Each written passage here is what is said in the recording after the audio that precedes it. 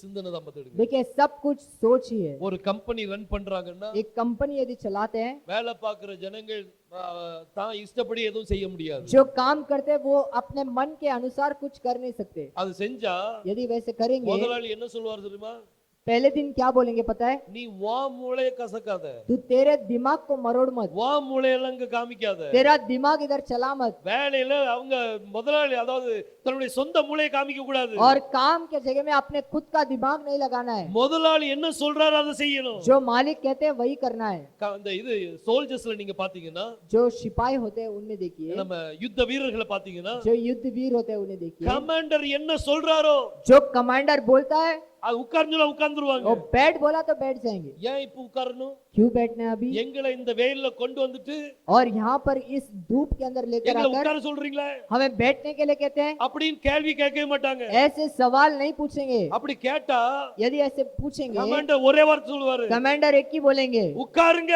तू बैठ। புரிஞ்சுதா? और समझा क्या? எஸ் சார் சொல்லணும். यस सर बोलना है। அப்படிதானே? ऐसे ही है ना?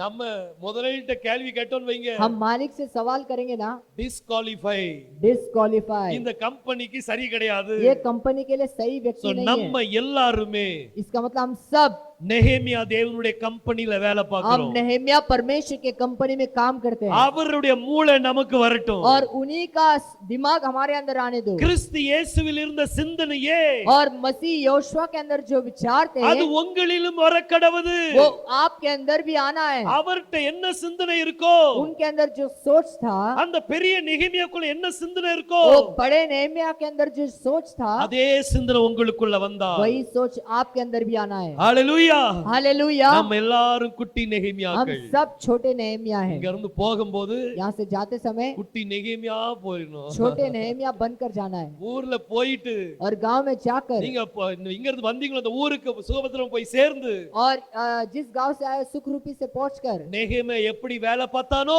नेहमिया ने जैसे काम किया, அதே மாதிரி நீங்க வேலை பார்க்க போறீங்க. वैसे आप भी काम करने वाले हो। நம்ம எல்லாத்துக்கும் ஒரு ப்ராஜெக்ட் और हम இருக்கு. सभी के लिए एक प्रोजेक्ट है, அத கர்த்தர்ட்ட நம்ம கேட்கணும். और वो परमेश्वर से मांगना है। என்னை நீங்க நடத்துங்கப்பா, प्रभु आप मुझे चलाइए, நீங்க என்னை நடத்துங்க. प्रभु आप मुझे चलाइए।